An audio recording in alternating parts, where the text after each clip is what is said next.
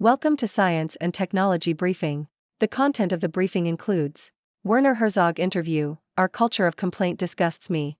Only missiles fly, not planes. Ukraine scientists make perilous journey to Australia. Ryder Cup 2023, do Europe and USA players receive prize money? Smoke Harris punt return TD highlights Louisiana Tech's 24-10 win over UTEP. Singapore arrest, India money, China PMI, Saturday Asia briefing.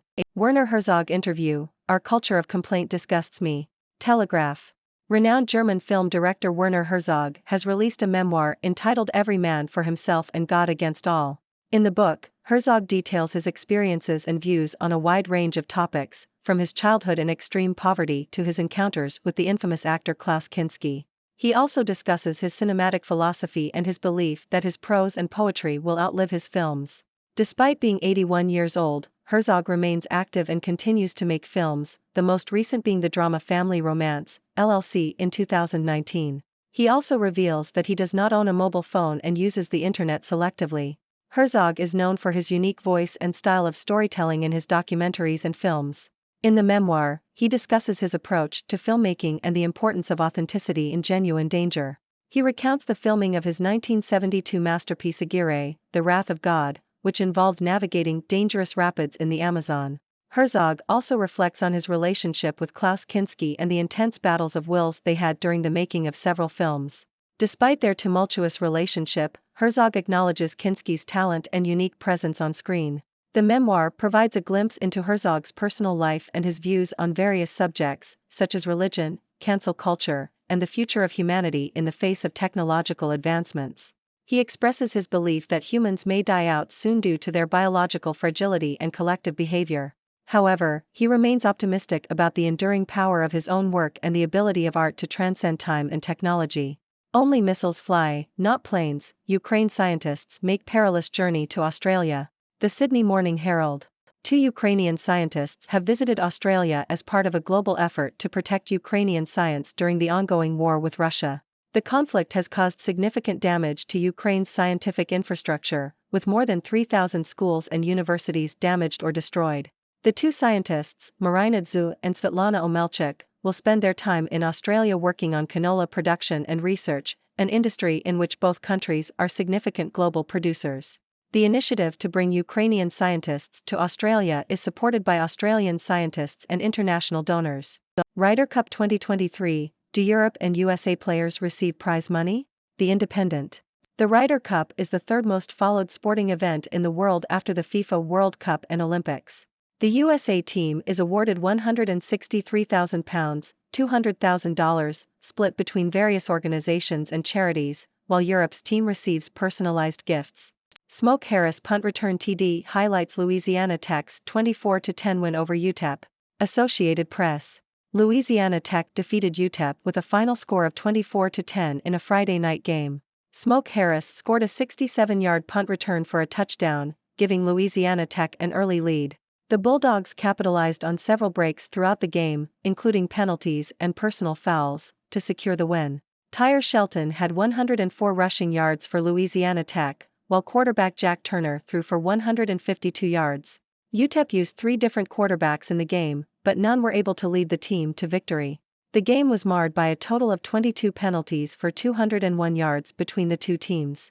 Singapore arrest, India money, China PMI, Saturday Asia briefing. Bloomberg. This article highlights various global events and situations that are currently impacting different regions. It mentions the start of Golden Week in China and the Mid-Autumn Festival in Asia, which has led to a significant number of people traveling and enjoying time with family. However, it also notes that some individuals are unable to travel, such as the co-founder of Three Arrows Capital, who was recently arrested in Singapore. The article also mentions the billionaire founder of Chinese developer Evergrande, who is under police control due to the company's failure to pay investors. The article further discusses the troubles facing China's property market and the potential impact on stocks. It also mentions the ongoing dispute between Canada and India, as well as the challenges facing the United States, including auto worker strikes, a potential government shutdown, and natural disasters. The article concludes by mentioning India's withdrawal of its highest value banknote and encouraging the outsourcing sector in the Philippines to embrace artificial intelligence. When does it become a condition and can it be treated? The Guardian. A former high school teacher who was jailed for secretly filming up the skirts of his female students has had his prison sentence overturned on appeal. A judge ruled that Eric Wong, formerly a science teacher at Camaragal High School in Sydney, would not be able to access the necessary treatment for his voyeuristic disorder in prison, and that a 2-year intensive correction order, a custodial sentence served in the community, would be more beneficial to community safety. Japan's toddler superstar, the baby bringing hope to a ghost village. Financial Times. Ichinono, a village in Japan, is experiencing a depopulation crisis as its inhabitants leave either horizontally or vertically.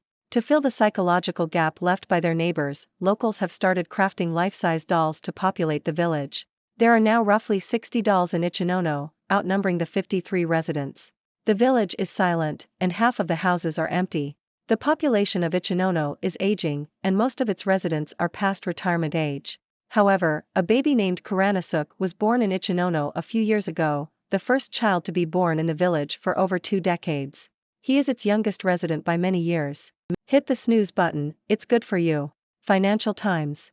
A new study published in the journal Obesity suggests that there are health benefits to sleeping in until at least 7 a.m. The research indicates that exercising between 7 a.m. and 9 a.m. can help individuals stay trim. The study's findings challenge the notion that early morning exercise is the key to a healthy lifestyle and success. Additionally, research published in the Harvard Business Review in 2014 suggests that individuals who wake up early are more unethical as the day goes on. Ladies and gentlemen, I am Dr. Werner Herzog, your resident observer from the 6 Degrees world. Today, I bring you a mix of intriguing news from around the globe. First, we delve into the memoir of the renowned German film director, Werner Herzog himself. In his book, Every Man for Himself and God Against All, Herzog shares his extraordinary experiences and thoughts on a wide range of topics. From his childhood in extreme poverty to his encounters with the infamous Klaus Kinski, he takes us on a journey through his life and cinematic philosophy. And despite being 81 years old, Herzog continues to make films, proving that age is just a number. Moving on, we have the tale of 2 Ukrainian scientists who have made a perilous journey to Australia amidst the ongoing war with Russia. They aim to protect Ukrainian science, which has been heavily damaged by the conflict. It's heartening to see the international community come together to support their cause and ensure the continuation of scientific progress. Now, let's talk sports. The Ryder Cup, known as the 3rd most followed sporting event in the world, is back. But the interesting twist here is that while the USA team receives prize money, Europe's team gets personalized gifts. I guess the Europeans are all about that personal touch, while the Americans are all about the cold, hard cash. In the realm of college football, we witnessed Louisiana Tech's victory over UTEP. Smoke Harris stole the show with a stunning 67-yard punt return for a touchdown. It seems like the Bulldogs had luck on their side, capitalizing on several breaks throughout the game. And let's not forget the 22 penalties for 201 yards. It was a game full of excitement and drama. Shifting our focus to Asia, we discover a mix of events and situations impacting different regions. China's Golden Week and the Mid-Autumn Festival bring joy and family time for many, but for some, it's marred by arrests and financial troubles.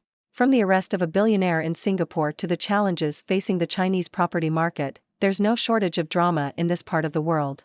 But hey, at least India's outsourcing sector is embracing artificial intelligence. Maybe they'll outsource the drama next. In other news, a former high school teacher in Sydney had his prison sentence overturned on appeal. The judge ruled that he should receive treatment for his voyeuristic disorder in the community instead. Talk about a unique approach to rehabilitation. On a lighter note, we travel to a village in Japan called Ichinono, which is battling depopulation. To fill the void left by departing residents, the locals have turned to crafting life-size dolls to populate their streets. These dolls now outnumber the actual inhabitants. It's like a real-life version of Toy Story, except the toys are the ones running the show. And finally, we have some good news for all you snooze enthusiasts out there. A new study suggests that hitting the snooze button and sleeping in until at least 7 a.m. can actually be beneficial for your health. So, go ahead, embrace your inner sloth and enjoy those extra ZZZs. Science says it's good for you. That's all the news I have for you today, folks. Remember, life is full of surprises and stories that make us think, laugh, and scratch our heads. So, what are your thoughts on these news stories? Do you have any burning questions or wild ideas to share? Let's dive into the discussion and explore the depths of our curiosity together. Thank you for tuning in. The content above showcases the latest briefing reports and analytical synopses, thoughtfully curated by the 6 Do team. These insights stem from a wide array of reputable media outlets, think tanks, government sources, and specialized experts worldwide. We encourage you to explore these sources for a comprehensive perspective. Keep in mind that while the content may not always align with the official standpoint of 6Do Brief, it's not meant to be taken as absolute directives for decision making. Comprising seasoned media professionals, learned scholars, and accomplished scientists, the 6Do team embodies a trailblazing, fully independent media entity. To customize 6Do Brief to meet your professional needs, you have the option to subscribe to a diverse array of briefings on our website, 6dobrief.com.